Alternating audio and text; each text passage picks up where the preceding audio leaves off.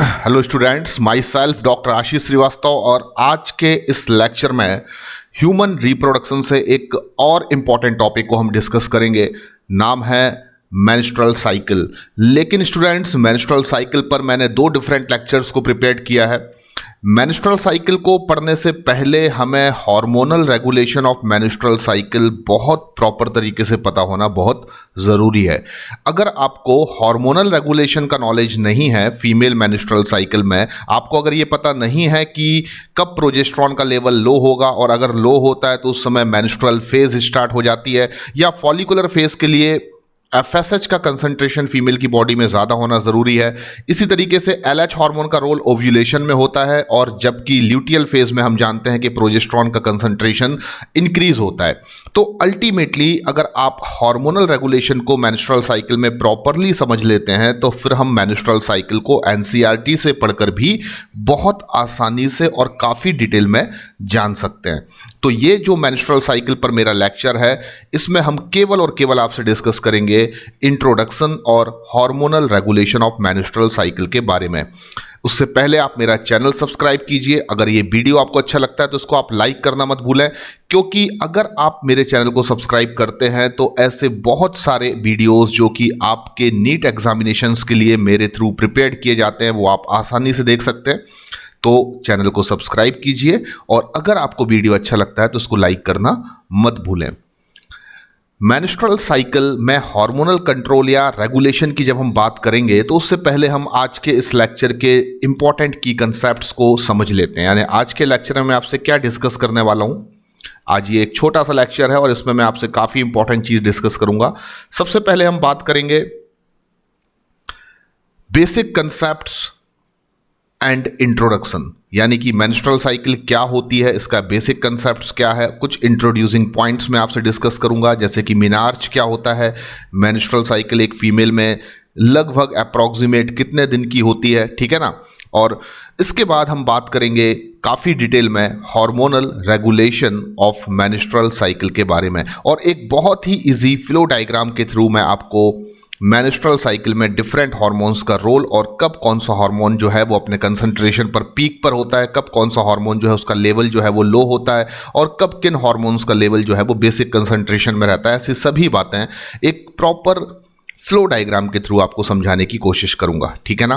तो मेरे ख्याल से आप सभी प्रिपेयर्ड हैं, तैयार हैं, और हम अब स्टार्ट करते हैं मेंस्ट्रुअल साइकिल में सबसे पहले कुछ बेसिक कंसेप्ट्स और इंट्रोडक्शन के बारे में। सबसे पहली चीज जो आपको याद रखना है, और दैट इज वेरी इंपॉर्टेंट, कि the reproductive cycle in female primates, यानी कि फीमेल प्राइमेट्स में होने वाली जो रिप्रोडक्टिव साइकिल है उसको ही हम क्या कहते हैं, इज कॉल्ड मेंस्ट्रुअल साइकिल, ठीक है ना। तो मेंस्ट्रुअल साइकिल को हम डिफाइन कर सकते हैं बहुत इजीली। कैसे डिफाइन कर सकते हैं, तो आप आंसर दे देंगे, the reproductive cycle in female primates is called menstrual cycle. अब हमें जो कंफ्यूजन होता है वो एक इस शब्द में सबसे ज्यादा होता है जो एनसीईआरटी में लिखा हुआ है प्राइमेट्स। हमें लगता है ये प्राइमेट्स क्या होते हैं। वैसे मैं एग्जांपल दूं तो प्राइमेट्स जो हैं वो बहुत सारे एनिमल्स का एक ऑर्डर है, यानी कि मैमल्स जो कि आप पढ़ते हैं एक क्लास है, बड़ी इंपॉर्टेंट क्लास है कॉर्डेटा के अंदर हम स्टडी करते हैं। जब तो मैमल्स हमें एक क्लास देखने को मिलती है, आपने कॉर्डेट्स का क्लासिफिकेशन पढ़ा होगा, और जब भी हम कॉर्डेटा का क्लासिफिकेशन पढ़ते हैं तो हम उसमें कॉर्डेट्स को 3 डिफरेंट सब फाइलम में डिवाइड कर देते हैं। नंबर 1 यूरोकॉर्डेटा, सिफेलोकॉर्डेटा, एंड तीसरा वर्टिब्रेटा। अब वर्टिब्रेटा जब सब फाइलम को हम फर्दर डिवाइड करते हैं तो इसको हम 2 लार्ज डिवीजन में डिवाइड कर देते हैं। एक साइड हम लिख देते हैं गैंथोस्टोमेटा और एक साइड लिख देते हैं अगैंथा। अगैंथा के अंदर एक ही क्लास हम स्टडी करते हैं साइक्लोस्टोमेटा, लेकिन गैंथोस्टोमेटा के अंदर हम डिफरेंट 2 सुपर क्लासेस में उसको डिवाइड कर देते हैं। एक का हम नाम यहां पर रख देते हैं क्या, तो आपने स्टडी किया होगा पाइसेस, जिसमें मछलियों को रखा जाता है, और दूसरे साइड हम जो डिवीजन जो सुपर क्लास बनाते हैं उसको हम टेट्रापोडा कहते हैं। और टेट्रापोडा क्लास के अंदर, सुपर क्लास के अंदर 4 क्लासेस इन्वॉल्व हैं, यानी कि टेट्रापोडा एक सुपर क्लास है, आप एनिमल किंगडम में पढ़िए, और उसके अंदर 4 सब क्लासेस होती है। नंबर 1 हम बात करते हैं एम्फीबिया की, रेप्टिलिया की, एवीज की, और फाइनली मैमल्स की। तो ये 4 ऐसी क्लासेस हैं जो टेट्रापोडा के अंदर आती हैं। तो प्राइमेट्स का मीनिंग क्या है, सबसे पहले हमें समझना है प्राइमेट्स का मीनिंग क्या है। तो हम ये तो समझ गए मैमल्स क्या है। तो अगर आप ध्यान से देखें तो एनिमल किंगडम में एनिमेलिया जो किंगडम है, एनिमल किंगडम को हम एनिमेलिया भी कहते हैं, उसमें जो क्लास है मैमेलिया, जो किस पर्टिकुलर फाइलम के अंदर हम स्टडी करते हैं, कॉर्डेटा, उस क्लास मैमेलिया का एक ऑर्डर है प्राइमेट्स। तो हमें प्राइमेट्स से डरने की जरूरत नहीं है। प्राइमेट्स किसका नाम है? तो आप कहेंगे that is the order of class mammals. तो ये एक ऑर्डर है और ये क्लास मैमल्स का एक ऑर्डर है। और इसमें कौन से एनिमल्स आते हैं? तो आपको एग्जांपल दे सकता हूं मैं। फॉर एग्जांपल एनसीईआरटी में भी आप देख सकते हैं एपीज, उसके अलावा मंकी और हम खुद यानी कि ह्यूमन। तो देखिए ये बहुत कॉमन से एग्जाम्पल हैं जो प्राइमेट्स ऑर्डर के अंदर आते हैं, जिनकी क्लास क्या है मैमेलिया, जिनकी अगर हम बात करें सुपर क्लास क्या है तो आप कहेंगे टेट्रापोडा, और अगर हम बात करें कि इनका डिवीजन क्या है तो आप कहेंगे गैंथोस्टोमेटा, और अगर हम बात करें इनका सब फाइलम क्या है तो आपका आंसर होगा वर्टिब्रेटा, और अगर हम बोले इनका फाइलम क्या है तो आप कहेंगे कॉर्डेटा, और अगर इनका किंगडम क्या है तो आप कहेंगे एनिमेलिया या एनिमल किंगडम। तो आई होप कि आपको सबसे पहले प्राइमेट्स का मीनिंग पता चल चुका है। चलिए आगे बढ़ते हैं। आपको बता दूं कि फीमेल में जो रिप्रोडक्टिव साइकिल है, स्पेशली जो प्राइमेट्स फीमेल है उनमें मैं उनकी रिप्रोडक्टिव साइकिल को आप क्या कह रहे हैं? Menstrual cycle. और फर्स्ट मेंस्ट्रुएशन जो स्टार्ट होता है किसी भी फीमेल में वो उसकी एज ऑफ प्यूबर्टी में होता है। तो फर्स्ट मेंस्ट्रुएशन स्टार्ट होता है जब, तो वो किस एज में होता है? At the age of puberty. तो किसी भी फीमेल प्राइमेट्स में इंक्लूडिंग ह्यूमन जो मेंस्ट्रुएशन बिगिंस होता है वो उसकी एज ऑफ प्यूबर्टी में होता है। और आपको बता देता हूं कि पहला जो मेंस्ट्रुएशन स्टार्ट होता है किसी भी फीमेल में तो उसको हम मिनार्च कहते हैं। जैसे ही कोई फीमेल एज ऑफ प्यूबर्टी में आती है तो सबसे पहला मेंस्ट्रुएशन जब उसमें आता है या पहली बार जब उसमें रिप्रोडक्टिव साइकिल स्टार्ट होती है फर्स्ट मंथ, तो उसको हम मिनार्च के नाम से जानते हैं। तो ये वर्ड भी काफ़ी इंपॉर्टेंट है, इसको आप हमेशा याद रखिए। What is the meaning of menarche? तो आपका आंसर होगा फर्स्ट मेंस्ट्रुएशन जब किसी भी फीमेल में स्टार्ट होता है उसकी एज ऑफ प्यूबर्टी में, तो उसको हम मिनार्च बोलते हैं। आपको एज को लेकर कभी कोई कंफ्यूजन नहीं होना चाहिए। जब कोई भी बच्चा पैदा होता है तो हम उसको न्यूनेट्स कहते हैं, यानी नवजात शिशु, ठीक है ना। तो जन्म के समय हम उसको न्यूनेट्स वर्ड यूज करते हैं 1 महीने तक। उसके बाद 1 महीने से लेकर 1 साल तक हम उसको इन्फेंट कह सकते हैं, ठीक है ना। 1 साल के बाद हम उसको एज ऑफ प्यूबर्टी तक जब तक वो नहीं पहुंच जाता हम उसको चाइल्डहुड कहते हैं। जब वो एज ऑफ प्यूबर्टी में पहुंच जाता है और एज ऑफ प्यूबर्टी से लेकर एज ऑफ प्यूबर्टी में पहुंच जाता है तो आप ऑब्वियसली उसको प्यूबर्टी वर्ड यूज करेंगे। और प्यूबर्टी से लेकर उसके एडल्ट यानी 18 साल के होने तक की जो एज है उसको एडोलिसेंस कहते हैं। देन आफ्टर 18 साल के बाद हम जनरली टर्म यूज करते हैं एडल्ट। तो ये डिफरेंट स्टेजेस हैं जब हम अलग अलग नामों से किसी को एज वाइज डिवाइड करते हैं। ह्यूमंस में नियोनेट्स, इन्फेंट्स, ठीक है ना, ये आपने सुना होगा। उसके अलावा आप बात करेंगे नियोनेट्स हो गया, इन्फेंट हो गया, ठीक है ना, प्यूबर्टी हो गया, उसके बाद एडोलिसेंस हो गया और उसके बाद एडल्ट हो गया। तो ये डिफरेंट लाइफ की एज स्टेजेस हैं जो ह्यूमंस में हम लोग जनरली यूज करते हैं।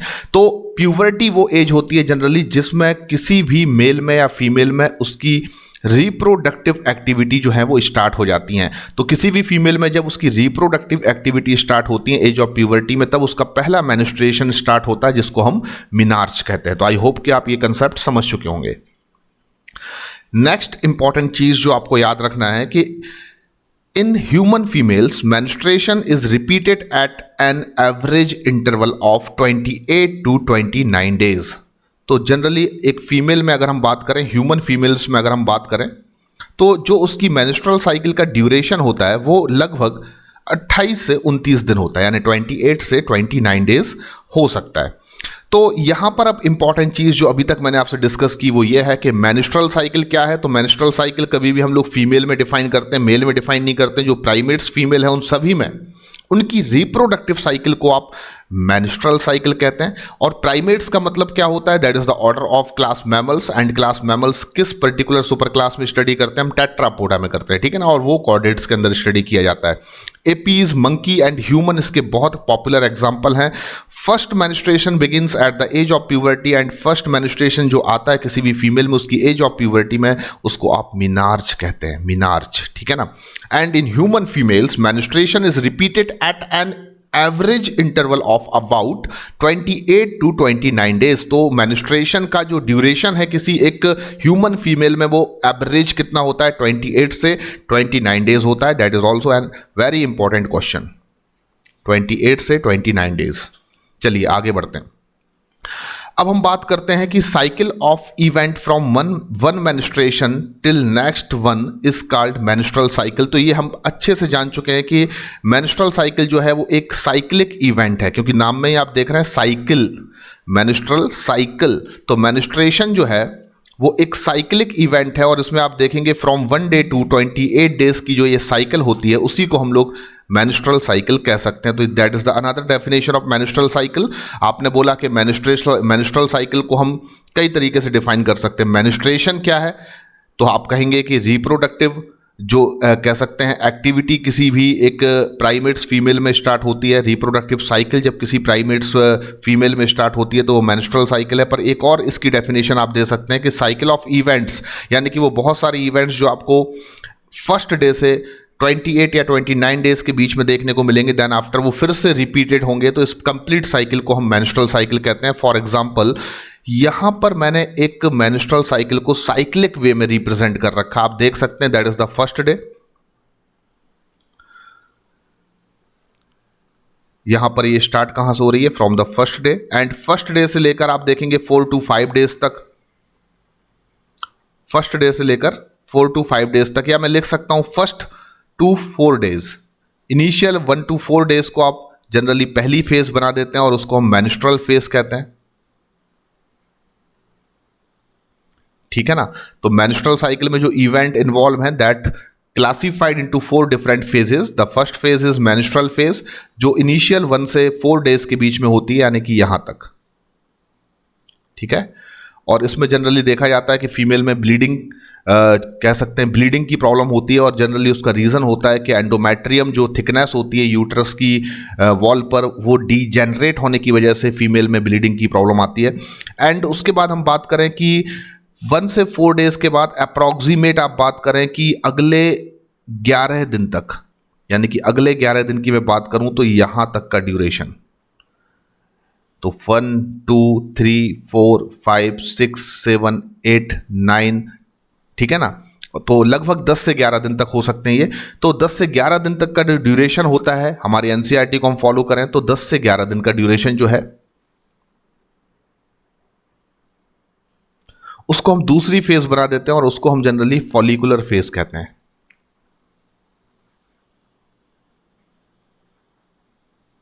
ठीक है ना। तो फर्स्ट 1 से 4 डेज तक का जो ड्यूरेशन है वो मेंस्ट्रुअल फेज है। देन 10 से 11 दिन का जो फेज है उसको हम फॉलिकुलर फेज कहते हैं। Exactly mid of the cycle, यानी अगर 28 दिन की साइकिल है तो मिड ऑफ द साइकिल का मतलब होगा 14वां दिन, यानी 14th डे। इस दिन जनरली ये कंसिडर किया जाता है कि फीमेल में तीसरी इंपॉर्टेंट फेज कंडक्ट होती है जिसको हम बोलते हैं ओव्यूलेशन, यानी कि जो ग्राफियन फॉलिकल है उससे डेवलपिंग ओवम सेकेंडरी oocyte जो है वो रिलीज हो जाता है और फैलोपियन ट्यूब में पहुंच जाता है। एंड 14 डे के बाद नेक्स्ट जो 14 डेज आपको देखने को मिल रहे हैं, यानी कि जब तक साइकिल फिर से स्टार्ट नहीं हो जाती उससे पहले तक, यानी कि 15th डे से लेकर 28 डेज तक, यानी अप्रॉक्सीमेट ये कितने दिन हो जाते हैं, तो ये अप्रॉक्सीमेट जो है वो आप कह सकते हैं 14 दिन हो जाते हैं। तो अगले जो नेक्स्ट 14 डेज हैं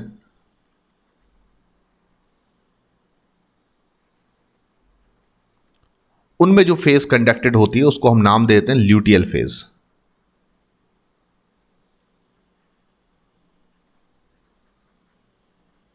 ठीक है ना। तो इसको हम नाम देते हैं ल्यूटियल फेज, तो इसमें कोई प्रॉब्लम नहीं होना चाहिए। तो अगर मैं सिंप्लीफाइड करूं तो जो इवेंट्स हैं मेंस्ट्रुअल साइकिल में जनरली वो मेनली 4 फेजेस में डिवाइड किए जाते हैं। पहली फेज का नाम होता है मेंस्ट्रुअल फेज, नेक्स्ट फेज का नाम होता है फॉलिकुलर फेज, फॉलिकुलर फेज को प्रोलिफरेटिव फेज भी कहा जाता है, आगे मैं डिस्कस करूंगा। थर्ड फेज को हम ओव्यूलेशन कहते हैं and fourth and last phase जो सबसे लॉन्गेस्ट होती है उसको हम ल्यूटियल फेज कहते हैं, ठीक है ना। तो सबसे लॉन्गेस्ट फेज ल्यूटियल फेज है एंड सबसे शॉर्टेस्ट फेज जो है वो ओव्यूलेशन है, ये आपको याद रखना है क्योंकि ovulation mid of the cycle में आता है 14th डे। तो इन सभी इवेंट्स को फर्स्ट डे से लेकर नेक्स्ट साइकिल स्टार्ट होने तक के जो इवेंट्स हैं उनको हम एक साथ क्या कहते हैं, मेंस्ट्रुअल साइकिल। हमेशा याद रखिए कि एक मेंस्ट्रुअल साइकिल में वन ओवम यानी केवल एक ओवम ही रिलीज होता है, वो भी during the middle of the menstrual cycle, जो कि मैंने बोला हुआ है, और उसको आप क्या कहते हैं, ओव्यूलेशन। तो 28 डेज की साइकिल में मिड ऑफ द साइकिल में यानी मिडिल ऑफ द साइकिल में आपको एक दिन जो मिलेगा 14th डे, वो ऐसा दिन है जिसमें ओव्यूलेशन की प्रोसेस होती है और एक ही ओवम फीमेल अपनी एक मेंस्ट्रुअल साइकिल में रिलीज करती है। मैंने देखा है कि बच्चों को बहुत सारे कंफ्यूजन यहां पर होते हैं, जैसे कि हम हमेशा बोलते हैं कि लगभग 60,000 से 80,000 प्राइमरी फॉलिकल्स जो होते हैं वो एक फीमेल की प्रत्येक ओवरी में या इन ईच ओवरी प्रेजेंट होते हैं at the age of puberty. ये मैं आपको बता चुका हूं। जब कोई फीमेल एज ऑफ प्यूबर्टी में आती है तो आप जानते हैं कि उसकी एक ओवरी में अप्रॉक्सीमेट 60,000 से 80,000 तक प्राइमरी फॉलिकल्स होते हैं, क्योंकि बर्थ से लेके एज ऑफ प्यूबर्टी तक आते आते फीमेल में large number of primary follicle का डीजेनरेशन हो जाता है और उस प्रोसेस को हम फॉलिकुलर अट्रेसिया कहते हैं। अगर आपको ये समझ में नहीं आया तो आप मेरे प्रीवियस लेक्चर देख सकते हैं, ठीक है ना। तो फॉलिकुलर अट्रेसिया की वजह से large number of primary follicles जो है वो फीमेल की ओवरी में डीजेनरेट हो जाते हैं और उसकी प्यूबर्टी एज तक आते आते अप्रॉक्सीमेट 60,000 से 80,000 प्राइमरी फॉलिकल उसकी प्रत्येक ओवरी में शेष बचते हैं। तो अब प्रश्न ये है कि हर एक रिप्रोडक्टिव साइकिल में यानी एक मेंस्ट्रुअल साइकिल में एक फीमेल केवल एक ही ओवम को रिलीज करती है। इसका मतलब तो ये हुआ कि एक मेंस्ट्रुअल साइकिल में फीमेल की ओवरी में 60,000 में से 80,000 जो कि प्राइमरी फॉलिकल्स हैं और दूसरी ओवरी में भी अप्रॉक्सीमेट 60,000 से 80,000 कह सकते प्राइमरी फॉलिकल हैं। तो किसी एक ओवरी में 60 से 80,000 प्राइमरी फॉलिकल में से कोई एक प्राइमरी फॉलिकल अपना मैचुरेशन करेगा एंड फाइनली ग्राफियन फॉलिकल का फॉर्मेशन करेगा। एंड ग्राफियन फॉलिकल के फॉर्म में जब वो मैच्योर हो चुका होगा तो केवल एक उस ग्राफियन फॉलिकल से एक ओवम ही रिलीज होगा during the middle phase of the menstrual cycle यानी कि 14th डे। तो ये कंसेप्ट आप हमेशा याद रखिए। जनरली एक फीमेल जो होती है वो अपनी एक मेंस्ट्रुअल साइकिल में एक ही ओवम को रिलीज करती है। अगर कभी एबनॉर्मली एक फीमेल अपनी मेंस्ट्रुअल साइकिल में ओव्यूलेशन के दौरान एक से ज्यादा ओवम को रिलीज कर देती है तो ऐसी कंडीशंस में ट्विंस बच्चे पैदा होने के चांसेस जो हैं वो क्रिएट हो जाते हैं। मेरे कहने का मतलब यह है कि अगर एक फीमेल एक की जगह 2 ओवम को रिलीज करती है तो डेफिनेटली यहां पर डाइजाइगोटिक ट्विंस बनने की कंडीशन बनती है। लेकिन कई बार फीमेल्स में ऐसा देखा गया है कि मोनोजाइगोटिक ट्विंस बनने की वजह एक से ज्यादा ओवम का रिलीज होना नहीं होता है, बल्कि एक मेंस्ट्रुअल साइकिल की ओव्यूलेशन फेज में एक ही केवल ओवम जो है वो रिलीज होता है फ्रॉम द ओवरी। लेकिन वहां पर कंडीशन जो है वो एबनॉर्मल क्लीवेज है, जिसकी वजह से 2 जाइगोट अपेयर हो जाते हैं फ्रॉम 1 जाइगोट और उस कंडीशन में 2 आइडेंटिकल ट्विंस हमें मिलते हैं और that condition is known as monozygotic twins या आइडेंटिकल ट्विंस। तो ये कंसेप्ट भी आपको याद रखना है जो मैं आपसे जेनेटिक्स में डिस्कस करूंगा। तो अगर एक से ज्यादा ओवम रिलीज होते हैं फीमेल में तो आप देख सकते हैं एक से ज्यादा मल्टीपल बर्थ होने की चांस जो है वो बढ़ जाते हैं और ऐसी कंडीशन में 2, 3, 4 या 5 बच्चे पैदा हो सकते हैं। लेकिन ये सब कंडीशंस जो है वो ह्यूमन में स्पेशली पूरी तरह से एबनॉर्मल है, ठीक है ना, क्योंकि हमारे ह्यूमन स्पीसीज में ये देखा गया है कि एक ही ओवम जो है वो एक मेंस्ट्रुअल साइकिल में रिलीज होता है। लेकिन अगर कुछ एनिमल्स ऐसे नेचर में हैं जिनमें ओव्यूलेशन के दौरान एक से ज्यादा ओवम रिलीज होते हैं तो that process is multiple birth, that is process कह सकते हैं रिजल्टिंग द मल्टीपल बर्थ। उस कंडीशन में आपको देखने मिलेगा कि एक से ज्यादा बर्थ एक साथ हो सकते हैं। तो ये चीजें मैं आपसे जेनेटिक्स में डिस्कस करूंगा। नेक्स्ट हम बात करते हैं कि हार्मोनल कंट्रोल को अगर हमें समझना है, अगर हमें फीमेल में हार्मोनल कंट्रोल को समझना है तो अब हम बात करेंगे हार्मोनल कंट्रोल की। फीमेल रिप्रोडक्टिव साइकिल में अगर आपको हार्मोनल रेगुलेशन को समझना है तो हार्मोनल रेगुलेशन को समझने के लिए हम स्टार्ट करेंगे पूरी प्रोसेस और आपको एक एक करके बताएंगे कि डिफरेंट फेज में, चाहे मेंस्ट्रुअल फेज हो, चाहे फॉलिकुलर फेज हो, चाहे ओव्यूलेशन का समय हो या फिर ल्यूटियल फेज की बात की जा रही हो जिसको सिक्रेटरी फेज भी कहा जाता है। तो इन डिफरेंट फेजेस में फीमेल में हार्मोनल कंट्रोल किस तरीके से रेगुलेट होता है तो सबसे पहले हम बात स्टार्ट करते हैं फ्रॉम द हाइपोथैलेमस। तो हम सभी जानते हैं हाइपोथैलेमस हमारे पास एक ग्लैंड है, एंडोक्राइन ग्लैंड है, ठीक है ना। और हाइपोथैलेमस से रिलीज होने वाला एक हार्मोन है यहां पर जिसका नाम है GnRH। तो हाइपोथैलेमस क्या करता है किसी भी फीमेल में, GnRH हार्मोन्स को रिलीज करता है। The meaning of GnRH, gonadotropin releasing hormone. तो हम सभी जानते हैं कि हाइपोथैलेमस से या तो कोई रिलीजिंग हार्मोन प्रोड्यूस होता है या इनहिबिटिंग हार्मोन प्रोड्यूस होता है, या नर्व इंपल्स के थ्रू, नर्व सिग्नल्स के थ्रू हाइपोथैलेमस जो है वो पिट्यूटरी ग्लैंड के पोस्टीरियर पार्ट को या लोब को स्टिमुलेट करता है। तो ऑब्वियसली हम एंडोक्राइन ग्लैंड्स के बारे में पढ़ चुके हैं और हमें ये पता है कि हाइपोथैलेमस जो है वो किसी भी पिट्यूटरी हार्मोन को रिलीज करने के लिए या तो कोई रिलीजिंग फैक्टर को इमिट करता है, या फिर किसी इनहिबिटिंग फैक्टर को इमिट करता है, या फिर वो कोई नर्व इंपल्स को इमिट करता है। तो ऑब्वियसली जितनी भी एंटीरियर लोब से प्रोड्यूस होने वाले हार्मोन्स हैं उनको स्टिमुलेट करने के लिए हाइपोथैलेमस या तो रिलीजिंग फैक्टर को रिलीज करता है या इनहिबिटिंग फैक्टर को रिलीज करता है। तो ऐसी ही एक प्रोसेस है जिसमें हाइपोथैलेमस जो है वो गोनाडोट्रोपिन रिलीजिंग हार्मोन को प्रोड्यूस कर रहा है, और GnRH हार्मोन क्या करता है कि एंटीरियर पिट्यूटरी ग्लैंड्स को स्टिमुलेट करेगा। यानी कि जैसे ही किसी फीमेल में हाइपोथैलेमस ने GnRH को रिलीज किया, GnRH एंटीरियर पिट्यूटरी ग्लैंड्स को स्टिमुलेट करेगा, जिससे क्या होगा, anterior pituitary gland FSH hormone का प्रोडक्शन करेगी। तो यहां पर FSH का पूरा नाम क्या है आपको पता होना बहुत जरूरी है, फॉलिकल स्टिमुलेटिंग हार्मोन। और ये मेल में भी हम लोग पढ़ते हैं, लेकिन मेल में जो FSH है वो सर्टोरली सेल्स को स्टिमुलेट करता है। तो फॉलिकल स्टिमुलेटिंग हार्मोन, ये FSH का फुल फॉर्म है, ठीक है ना।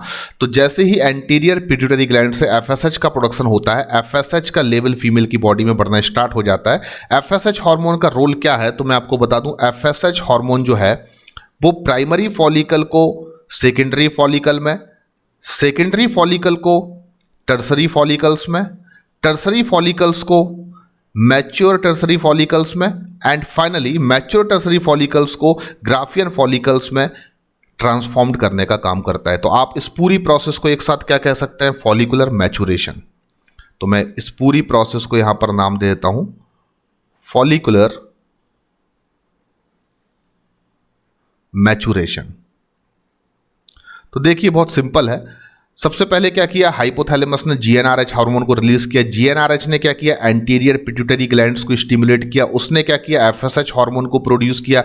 FSH हार्मोन ने फॉलिकुलर मैचुरेशन किया। हम सभी जानते हैं कि फीमेल की ओवरी में क्या होगा, प्राइमरी फॉलिकल्स के फॉर्म में जो फॉलिकल्स हैं वो अटैच होंगी, कह सकते हैं वॉल ऑफ द ओवरी से स्ट्रोमा में। और जैसे ही FSH का प्रोडक्शन स्टार्ट होगा किसी फीमेल में, तो एक कोई फॉलिकल, जो एक कोई प्राइमरी फॉलिकल है, date get transformed into secondary follicle, and secondary follicle get transformed into tertiary, tertiary get transformed into mature tertiary, and finally mature tertiary follicle get transformed into Graafian follicle। तो fully matured form of the follicle जो है वो Graafian follicle है। और आप primary से लेकर secondary, tertiary और मैच्योर टर्सरी और ग्राफियन के बारे में ऑलरेडी जानते हैं।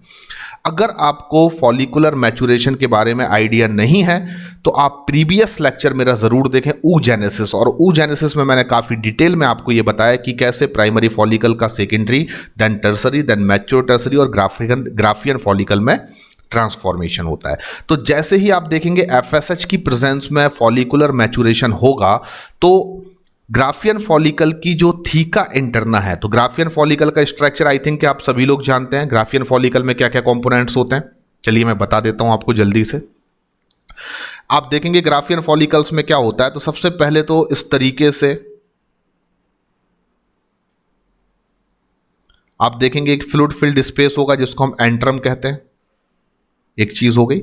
उसके बाद देखेंगे आपकी वॉल ऑफ द फॉलिकल में जो सेकेंडरी oocyte है वो इस तरीके से सस्पेंडेड होगा। उसको सस्पेंडेड करने के लिए या सस्पेंडेड बनाए रखने के लिए एक पेडिकल लाइक स्ट्रक्चर होगा, और इस पेडिकल लाइक स्ट्रक्चर को हम क्यूम्यूलस ओफोरस कहते हैं। तो ये भी आपने पढ़ा हुआ है, क्यूम्यूलस ओफोरस। ये क्या हो गया आपका सेकेंडरी oocyte। उसके बाद आप देखते हैं कि ग्रानुलोसा सेल्स की लेयर होती है।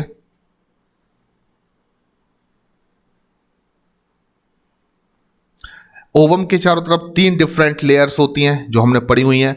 एक विटिलाइन मेम्ब्रेन होगी, विटिलाइन मेम्ब्रेन के ऊपर कौन होगी, जोना पेलुसिडा होगी, जोना पेलुसिडा के ऊपर कौन होगी, कोरोना रेडिएटा होगी। तो इस प्रकार से ओवम के ऊपर 3 डिफरेंट लेयर्स का फॉर्मेशन हो जाता है, जिसमें से कोरोना रेडिएटा सेल्यूलर लेयर है, जबकि विटिलाइन मेम्ब्रेन और जो जोना पेलुसिडा है वो नॉन सेल्यूलर लेयर है। ठीक है, उसके बाद हम बात करते हैं कि सबसे बाहर थीका जो होती है वो ऑर्गेनाइज्ड हो जाती है इनटू 2 डिफरेंट लेयर। एक लेयर को हम बोलते हैं थीका इंटरना और एक लेयर को हम बोलते हैं थीका एक्सटर्ना। तो मैं ये थीका एक्सटर्ना बना देता हूं रेड कलर से। रेड कलर वाली लेयर क्या है, थीका एक्सटर्ना। एंड जो पर्पल कलर से मैंने एक लेयर बनाई हुई है ग्रानुलोसा लेयर के बाहर, उसको मैं नाम देता हूं थीका इंटरना। तो अगर आपने ये लेक्चर मेरा नहीं देखा है oogenesis, तो आप ज़रूर oogenesis लेक्चर को देखें। यही कंसेप्ट मैंने काफ़ी डिटेल में बनाया है। तो थीका इंटरना जो है बेसिकली ग्राफियन फॉलिकल्स की जो एक मेम्ब्रेनस लेयर है वो रिलीज करती है। उसका मैंने फंक्शन भी आपको पढ़ाया कि थीका इंटरना का फंक्शन ही होता है स्टेरॉइड हार्मोन एस्ट्रोजन को प्रोड्यूस करना, जबकि थीका एक्सटर्ना का जो फंक्शन मैंने बताया था कि ये केवल और केवल जो ग्राफियन फॉलिकल है उसको ओवेरियन स्ट्रोमा की वॉल से अटैच रखने का काम करती है, यानी उसको की वॉल से अटैच करने का काम करती है। तो theca interna is very important because कि ये एक हार्मोन स्टेरॉइड हार्मोन को प्रोड्यूस कर रही है जिसका नाम है एस्ट्रोजन। तो यहां पर आप समझें बात को कि एस्ट्रोजन जो है वो एक हार्मोन है और जो एस्ट्रोजन हार्मोन है वो प्रोड्यूस होगा before ovulation from theca interna of Graafian follicle. ठीक है ना। अब आगे क्या होने वाला है देखिए यहां पर ध्यान से। जैसे ही एस्ट्रोजन का production theca interna of Graafian follicle से स्टार्ट होगा, एस्ट्रोजन जो है वो नेगेटिव सिग्नल देगा। ये यहां पर क्या लिखा हुआ है, नेगेटिव सिग्नल। ये नेगेटिव सिग्नल प्रोवाइड करेगा किसके लिए, एंटीरियर पिट्यूटरी ग्लैंड के लिए। और एस्ट्रोजन का कंसंट्रेशन जैसे जैसे फीमेल की बॉडी में बढ़ता जाएगा आप देखेंगे कि ये नेगेटिव सिग्नल देगा एंटीरियर पिट्यूटरी ग्लैंड को और एफएसएच के प्रोडक्शन को रोक देगा। तो एस्ट्रोजन बिफोर ओव्यूलेशन क्या कर रहा है, estrogen theca interna of Graafian follicle in ovary से प्रोड्यूस हो रहा है और एंटीरियर पिट्यूटरी ग्लैंड को नेगेटिव सिग्नल दे रहा है कि वो एफएसएच का प्रोडक्शन करना बंद कर दे। क्यों एफएसएच का प्रोडक्शन करना बंद कर दे, ताकि कोई नया प्राइमरी फॉलिकल का मैच्योरेशन ग्राफियन फॉलिकल में ना हो जाए। अदरवाइज ओव्यूलेशन के दौरान क्या होगा, एक से ज्यादा ओवम जो है वो ओवरी से रिलीज हो सकते हैं। तो केवल एक ही फॉलिकल जो है प्राइमरी फॉलिकल उसका मैच्योरेशन ग्राफियन फॉलिकल में हो, इसके लिए बहुत जरूरी है ये स्टेप कि एस्ट्रोजन जो है वो नेगेटिव सिग्नल देता है एंटीरियर पिट्यूटरी ग्लैंड को कि वो एफएसएच का प्रोडक्शन करना बंद कर दे। दूसरा इंपॉर्टेंट फंक्शन यहां पर एस्ट्रोजन का क्या होगा कि theca interna of Graafian follicle से रिलीज होने वाला एस्ट्रोजन पॉजिटिव सिग्नल देगा, that is the positive signal. वो किसको देगा, वो भी एंटीरियर पिट्यूटरी ग्लैंड को देगा कि वो किसका प्रोडक्शन करना स्टार्ट कर दे, एलएच का, यानी ल्यूथिनाइजिंग हार्मोन का। तो आप देखेंगे कि फीमेल में एंटीरियर पिट्यूटरी ग्लैंड जब एफएसएच का प्रोडक्शन कर रही होती है तब एलएच का प्रोडक्शन नहीं हो रहा होता है, यानी एलएच अपने बेसिक कंसंट्रेशन में होता है। जबकि जब एलएच का कंसंट्रेशन फीमेल बॉडी में तेजी से बढ़ रहा होता है तब एफएसएच का कंसंट्रेशन जो है वो बेसिक लेवल पे पहुंच जाता है। तो उसका रीजन क्या है, उसका रीजन ये है कि एस्ट्रोजन हार्मोन जो है वो एंटीरियर पिट्यूटरी ग्लैंड को नेगेटिव सिग्नल देता है कि वो एफएसएच का प्रोडक्शन ना करे और पॉजिटिव सिग्नल देता है कि अब वो एलएच का प्रोडक्शन करे। और ल्यूथिनाइजिंग हार्मोन का जब प्रोडक्शन होता है तो दैट इज द हार्मोन जो रिस्पॉन्सिबल है for a very important process जिसका नाम है ओव्यूलेशन। समझ में आया। तो जैसे ही एस्ट्रोजन का कंसंट्रेशन फीमेल की बॉडी में बढ़ेगा एफएसएच का कंसंट्रेशन डाउन होना स्टार्ट हो जाएगा और एलएच का कंसंट्रेशन राइज होना स्टार्ट हो जाएगा। एलएच का कंसंट्रेशन फीमेल की बॉडी में धीरे धीरे बढ़ने लगेगा क्योंकि एंटीरियर पिट्यूटरी ग्लैंड जो है वो कॉन्टिन्यूअसली क्या कर रही है, एलएच का प्रोडक्शन कर रही है। और एलएच का प्रोडक्शन जब हाई पर पहुंचेगा, पीक पर पहुंचेगा, तो हम सभी जानते हैं कि उस कंडीशन को हम एलएच सर्ज कहते हैं। एलएच सर्ज यानी कि जब एलएच का कंसंट्रेशन धीरे धीरे बढ़ता बढ़ता पीक पर पहुंच जाएगा, that condition is known as LH surge. और उस समय पर आप देखेंगे कि ग्राफियन फॉलिकल से सेकेंडरी oocyte के फॉर्म में जो डेवलपिंग ओवम है वो रिलीज होगा। तो इस तरीके से ओव्यूलेशन की प्रोसेस में ओवम क्या हो जाता है, रिलीज हो जाता है। तो what is the function of LH? तो मैं कहूंगा LH play very important role in mid of the cycle. जब एलएच सर्ज की कंडीशन आती है तब फीमेल में जो ग्राफियन फॉलिकल है, फुली मैच्योर्ड फॉलिकल, वो क्या करेगा, रप्चर्ड हो जाएगा एलएच की प्रेजेंस में और रिलीज होगा ओवम। तो अब ये ओवम जो है वो रिलीज हो गया है। That phase of the menstrual cycle is known as ovulation, और ये समय जो होगा वो 14th डे का होगा, यानी 14वें दिन का होगा। अब हम बात करते हैं कि जब ग्राफियन फॉलिकल में से आप देखेंगे, ग्राफियन फॉलिकल्स में से आप इस तरीके से देख रहे हैं ओव्यूलेशन के दौरान ओवम रिलीज हो गया, तो remaining part of the Graafian follicle, अब ग्राफियन फॉलिकल का जो रिमेनिंग पार्ट बचा होगा उसको आप नाम देते हैं corpus luteum. And corpus luteum जो है वो लैटिन वर्ड है जिसका मीनिंग होता है येलो बॉडी। ये भी आपको याद रखना है, येलो बॉडी। तो remaining part of the Graafian follicle after releasing of ovum, उसको हम नाम दे देते हैं corpus luteum. And corpus luteum जो है उसको बनाए रखने के लिए, ये येलो बॉडी जो है वो डीजेनरेट ना हो, वो फीमेल की ओवरी में अपने आप को मेंटेन कर सके, इसका काम भी एलएच हार्मोन का है। यानी कि एलएच हार्मोन जो है वो टू मेंटेन सीएल, यानी कि हेल्थ ऑफ कॉर्पस ल्यूटियम को मेंटेन करने का काम कौन करेगा, ल्यूथिनाइजिंग हार्मोन। तो there are two different role of LH hormone. अभी हमने देखा, एक तो ये एलएच सर्ज, यानी कि एलएच का पीक पर जब कंसंट्रेशन पहुंचेगा तो that is responsible for ovulation.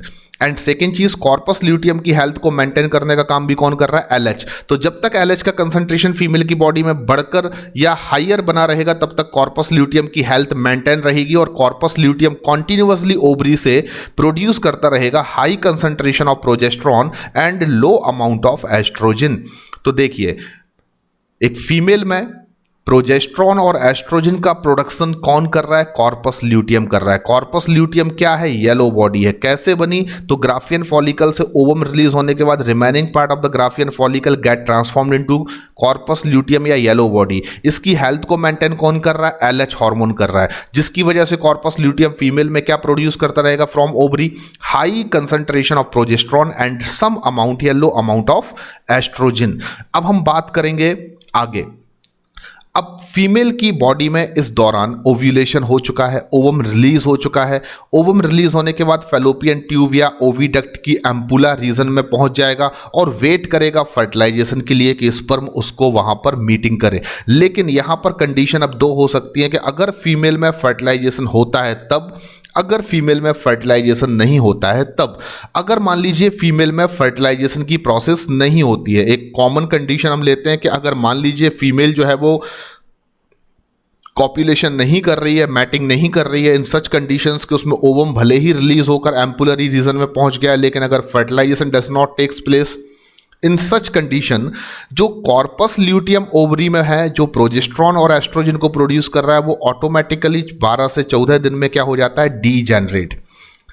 जैसे ही फीमेल में एलएच का कंसंट्रेशन डाउन होने लगेगा, आप देखेंगे कॉर्पस ल्यूटियम की हेल्थ जो है वो बिगड़ने लगेगी और वो डीजेनरेट हो जाएगा 12 से 14 दिन तक। यानी कि एक फीमेल में 12 से 14 दिन तक, यानी ल्यूटियल फेज में, मेंस्ट्रुअल साइकिल की ये फेज कौन सी होगी, ओव्यूलेशन के बाद ल्यूटियल फेज, जिसको सीक्रेटरी फेज भी कहते हैं। इस दौरान एक फीमेल में प्रोजेस्टेरॉन का कंसंट्रेशन हायर चल रहा होगा and some amount of estrogen भी प्रेजेंट होगा। और आप देखेंगे इस दौरान फीमेल में क्या हो रहा होगा, तो आप देखेंगे कि एम्पुलरी रीजन में, अगर फैलोपियन ट्यूब के एम्पुलरी रीजन में अगर फर्टिलाइजेशन की प्रोसेस नहीं होती है, इन सच कंडीशन के मैक्सिमम जो लाइफ है कॉर्पस ल्यूटियम की वो कितनी हो सकती है, 12 से 14 दिन। देन आफ्टर जैसे ही आप देखेंगे कॉर्पस ल्यूटियम डीजेनरेट होगा, उसका ब्रेकडाउन हो जाएगा, तो उसके जो स्कैर टिश्यूज होंगे या कह सकते हैं जो भी उसके डीजेनरेटेड या ब्रेकडाउन पार्ट्स होंगे, उसको हम नाम देते हैं कॉर्पस अल्बिकेंस। और अल्बिकेंस का मतलब होता है वाइटनिंग। तो ये भी एक लैटिन वर्ड है जिसको हम व्हाइट बॉडी के नाम से जानते हैं। तो अगर फर्टिलाइजेशन की प्रोसेस नहीं होती है, इन सच कंडीशन के कॉर्पस ल्यूटियम 12 से 14 दिन में डीजेनरेट हो जाता है। कॉर्पस ल्यूटियम जब डीजेनरेट होता है तो आपको याद रखना, regressive form of corpus luteum is known as corpus albicans. Breakdown होने के बाद कॉर्पस ल्यूटियम के जो भी आप कह सकते हैं पार्ट्स या सेगमेंट्स होंगे उनको हम कॉर्पस अल्बिकेंस कहते हैं। एंड उनका आखिरी में फैगोसाइटोसिस हो जाता है मैक्रोफेज सेल्स के थ्रू। तो देखिए आप, अब कॉर्पस ल्यूटियम अगर डीजेनरेट होगा तो सबसे बड़ी प्रॉब्लम क्या होगी कि अभी तक प्रोजेस्टेरॉन का प्रोडक्शन कौन कर रहा था, कॉर्पस ल्यूटियम, अब वो डीजेनरेट हो गया है तो कंडीशन क्या क्रिएट होगी, लो लेवल ऑफ प्रोजेस्टेरॉन, यानी प्रोजेस्टेरॉन का लेवल क्या हो जाएगा फीमेल बॉडी में, लो, क्योंकि कॉर्पस ल्यूटियम डीजेनरेट हो चुका है। एंड अगर प्रोजेस्टेरॉन का लेवल लो हो जाता है तो आप अच्छे से जानते हैं that is the positive signal for production of GnRH, तो साइकिल फिर से क्या हो जाएगी, रिपीट हो जाएगी या रीस्टार्ट हो जाएगी। जैसे ही प्रोजेस्टेरॉन का लेवल लो गया, that is very important positive signal for the production of GnRH, gonadotropin releasing hormone. तो अगेन हाइपोथैलेमस क्या करने लगेगा, जहां से मैंने साइकिल स्टार्ट की थी आप देख सकते हैं कि फिर से हाइपोथैलेमस गोनाडोट्रोपिन रिलीजिंग हार्मोन को प्रोड्यूस करना स्टार्ट कर देगा। तो यहां पर फिर से आप देखेंगे कंडीशन जो है वो रिपीट हो जाएगी, जहां से हमने बात स्टार्ट की थी कि हाइपोथैलेमस जो होगा वो अगेन क्या बनाने लगेगा, GnRH, और GnRH का जब प्रोडक्शन फिर से फीमेल में स्टार्ट हो जाएगा तो वो फिर से स्टिमुलेट करेगा anterior lobe of pituitary gland को, अगेन FSH का प्रोडक्शन होगा, अगेन फॉलिकुलर मैचुरेशन होगा और इस तरीके से साइकिल रिपीट हो जाएगी। तो एक कंडीशन तो आप समझ गए, if fertilization does not takes place. अब दूसरी कंडीशन, मान लीजिए कि फीमेल में फर्टिलाइजेशन हो जाता है, मतलब कि ओव्यूलेशन हो गया, ओवम जो है ओवरी से रिलीज हुआ, फैलोपियन ट्यूब के एम्पुला रीजन में पहुंच गया, वहां पर स्पर्म के साथ उसका फर्टिलाइजेशन हो जाता है। अगर फर्टिलाइजेशन की प्रोसेस कंडक्ट होती है तो उस कंडीशन में आप हमेशा याद रखिए फर्टिलाइजेशन होगा तो 1 हफ्ते या 8 दिन के अंदर अंदर इम्प्लांटेशन भी होगा, और अगर फर्टिलाइजेशन होगा, इम्प्लांटेशन होगा तो ऑब्वियसली प्लेसेंटा का फॉर्मेशन जरूर होगा। प्लेसेंटा एक ऐसा इंटरमीडिएट स्ट्रक्चर है जो कि फीटस और मदर के यूट्राइन वॉल को अटैच करने का काम करता है। ये एक इंटरडिजिटेड स्ट्रक्चर है और इस स्ट्रक्चर की हेल्प से ही जो फीटस होता है वो मदर से न्यूट्रेंट को या एसेंशियल जो भी कह सकते हैं ऑर्गेनिक इनऑर्गेनिक न्यूट्रेंट्स हैं उनको ऑब्टेन करता है, ऑक्सीजन को ऑब्टेन करता है और अपने एक्सक्रीटरी मटेरियल्स को, प्रोडक्ट्स को और कार्बन डाइऑक्साइड्स को मदर की बॉडी में वापस भेज देता है। तो प्लेसेंटा का फॉर्मेशन हो जाएगा। अगर फर्टिलाइजेशन होगा तो डेफिनेटली जाइगोट बनेगा, जाइगोट बनेगा तो क्लीवेज होगा, क्लीवेज होगा तो मॉर्यूला बनेगा, मॉर्यूला बनेगा तो ब्लास्टोसिस्ट बनेगा, ब्लास्टोसिस्ट बनेगा तो इम्प्लांटेशन होगा, इम्प्लांटेशन होगा तो प्लेसेंटा का फॉर्मेशन होगा। और अगर प्लेसेंटा का फॉर्मेशन हो जाता है तो placenta act as endocrine gland और ये एक हार्मोन का प्रोडक्शन करेगी जिसका नाम है HCG, the full form of HCG, human chorionic gonadotropin, human chorionic gonadotropin. तो ये एक बड़ा इंपॉर्टेंट हार्मोन है HCG, ह्यूमन कोरियोनिक गोनाडोट्रोपिन। और अगर फीमेल में HCG का प्रोडक्शन प्लेसेंटा से होना स्टार्ट होता है तो ये क्या करेगा, take over the function of LH, ये LH के फंक्शन को टेक ओवर कर लेगा। अभी तक LH का फंक्शन क्या चल रहा था कि वो 12 से लेकर 14 दिन तक कॉर्पस ल्यूटियम को जिंदा बनाकर रख रहा है, क्योंकि LH 12 से 14 दिन तक अपने हाई कंसंट्रेशन में अगर है तो वो क्या करेगा, कॉर्पस ल्यूटियम की हेल्थ को मेंटेन करेगा ताकि वो प्रोजेस्टेरॉन का प्रोडक्शन करते ही रहें। लेकिन अगर फर्टिलाइजेशन हो जाता है तो आप जानते हैं कि कॉर्पस ल्यूटियम जो है वो ज़्यादा समय तक LH पर डिपेंडेंट होकर प्रोजेस्टेरॉन का प्रोडक्शन नहीं कर सकता, क्योंकि कुछ समय बाद LH का कंसंट्रेशन डाउन हो जाएगा। तो ऐसी कंडीशंस में आप देखेंगे कि 14 दिन से पहले ही यानी 8वें दिन प्लेसेंटा का जब फॉर्मेशन होगा, 8वें 9वें दिन जब प्लेसेंटा का फॉर्मेशन होगा तो प्लेसेंटा एक HCG हार्मोन को बनाएगी जो टेक ओवर करेगा फंक्शन ऑफ LH को। और अगर LH का फंक्शन टेक ओवर HCG ने कर लिया तो अब कॉर्पस ल्यूटियम जो है उसकी लाइफ जो है वो बढ़ जाएगी। अभी जो वो 12 से 14 दिन में डीजेनरेट हो रहा था वो अप टू 4 मंथ अपने आप को मेंटेन करेगा ओवरी के अंदर और वो प्रोजेस्टेरॉन को लगातार 4 महीने तक प्रोड्यूस करता रहेगा। यानी कि फर्स्ट ट्राइमेस्टर में किसी भी फीटस की हेल्थ को या प्रेगनेंसी को मेंटेन करने के लिए जो प्रोजेस्टेरॉन फीमेल बॉडी में प्रोड्यूस होता है वो कॉर्पस ल्यूटियम से होता है। तो आपके दिमाग में एक क्वेश्चन आ रहा होगा कि 4 महीने बाद अगर कॉर्पस ल्यूटियम अगेन डीजेनरेट हो जाएगा तो उसके बाद प्रोजेस्टेरॉन का प्रोडक्शन फीमेल की बॉडी में कहां से होगा। तो आपको बता दूं कि 4 मंथ बाद जब कॉर्पस ल्यूटियम डीजेनरेट होता है उससे पहले ही प्लेसेंटा खुद प्रोजेस्टेरॉन का प्रोडक्शन करना स्टार्ट कर देती है। तो अल्टीमेटली जो एक फीमेल की बॉडी होती है वो प्रोजेस्टेरॉन के कंसंट्रेशन को मेंटेन करने के लिए 3-4 महीने बाद ओवरी पर डिपेंडेंट नहीं होती, बल्कि वो हार्मोन जो प्रोजेस्टेरॉन है वो प्लेसेंटा से ही प्रोड्यूस होना स्टार्ट हो जाता है।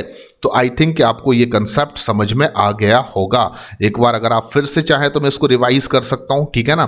सबसे पहले मैंने आपको क्या बताया कि हाइपोथैलेमस से प्रोड्यूस होगा जीएनआरएच। जीएनआरएच हार्मोन क्या करेगा, एंटीरियर पिट्यूटरी ग्लैंड को स्टिमुलेट करेगा, जिससे एफएसएच का प्रोडक्शन होगा। एफएसएच फॉलिकुलर मैचुरेशन करके ग्राफियन फॉलिकल में कन्वर्ट करेगा, प्राइमरी फॉलिकल को ओवरी के अंदर। उसके बाद क्या करेगा, ग्राफियन फॉलिकल की थीका इंटरना से एस्ट्रोजन हार्मोन बनना स्टार्ट होगा। एस्ट्रोजन का कंसंट्रेशन जैसे ही पीक पर आएगा, आप देखेंगे कि ये नेगेटिव सिग्नल देगा किसके लिए, एंटीरियर पिट्यूटरी ग्लैंड के लिए, कि वो एफएसएच का प्रोडक्शन बंद कर दे। क्यों, ताकि नए किसी प्राइमरी फॉलिकल का मैचुरेशन ओवरी में ना हो सके।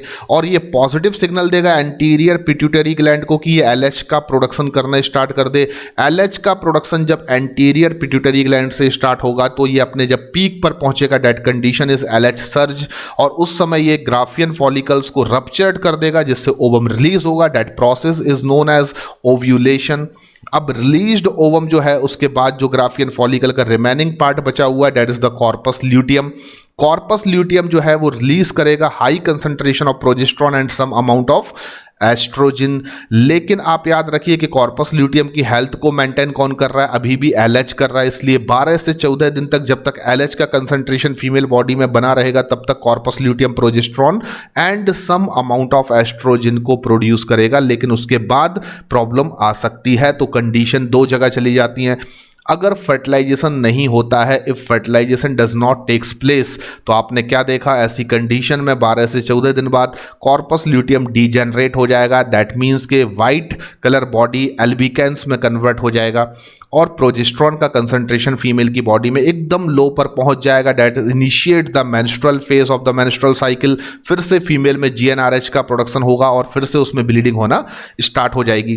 तो अल्टीमेटली अगर फर्टिलाइजेशन की प्रोसेस होती है, उस कंडीशन में हम जानते हैं कि जाइगोट बनेगा। जाइगोट बनेगा तो क्लीवेज होगा, क्लीवेज होगा तो मॉर्यूला बनेगा, मॉर्यूला बनेगा तो ब्लास्टोसिस्ट बनेगा, ब्लास्टोसिस्ट बनेगा तो इम्प्लांटेड होगा, इम्प्लांटेड होगा तो प्लेसेंटा का फॉर्मेशन होगा। प्लेसेंटा एक्ट करेगी एंडोक्राइन ग्लैंड की तरह और ये बहुत सारे हार्मोन्स को बनाती है, लेकिन one of them is HCG which only produce in pregnant female. HCG का प्रोडक्शन कभी किसी नॉर्मल फीमेल में नहीं हो सकता है। HCG का प्रोडक्शन केवल और केवल एक प्रेग्नेंट फीमेल में होता है। ये HCG क्या करेगा, take over the function of LH, और अब LH के फंक्शन को HCG टेक ओवर कर लेगा। तो CL यानी कि कॉर्पस ल्यूटियम की जो लाइफ है वो 4 महीने तक पहुंच जाएगी और वो प्रोजेस्टेरॉन को कंटिन्यूअसली बनाता रहेगा। देन आफ्टर क्या होगा, तो 4 महीने बाद जब कॉर्पस ल्यूटियम डीजेनरेट होगा, उससे पहले ही प्लेसेंटा जो है वो कॉर्पस ल्यूटियम के फंक्शन को हैंड ओवर कर लेगी, यानी कि वो खुद प्रोजेस्टेरॉन को बनाना क्या कर देगी, स्टार्ट कर देगी। तो this is the complete hormonal regulation of menstrual cycle in human female. Concepts जो है वो आपको याद रखने, आगे मैं और भी लेक्चर्स बनाऊंगा और उसमें आपको हार्मोन्स से रिलेटेड, फीमेल हार्मोन्स से रिलेटेड आपको जो भी और ज़्यादा नॉलेज की ज़रूरत है नीट एग्ज़ाम के लिए वो प्रॉपरली डिलीवर्ड करूंगा। तब तक के लिए बच्चों आप मेरे लेक्चर्स जो हैं उनको प्रॉपरली देखते रहिए। आपको अगर कोई भी फ्लो चार्ट समझ में आता है, बहुत अच्छा लगता है, आप उसका स्क्रीनशॉट ले सकते हैं, अपनी नोट्स प्रिपेयर कर सकते हैं। और ज़्यादातर क्वेश्चंस जब हार्मोनल रेगुलेशन को लेकर आते हैं तो वो मेंस्ट्रुअल साइकिल में हार्मोनल रेगुलेशन पर बेस्ड होते हैं, फीमेल में रिप्रोडक्टिव हार्मोन पर बेस्ड होते हैं। तो थैंक यू वेरी मच। मेरे चैनल को सब्सक्राइब कीजिए, वीडियो को लाइक कीजिए और आने वाले समय में मेरे नए वीडियोज़ देखना मत भूलिए। Thank you very much.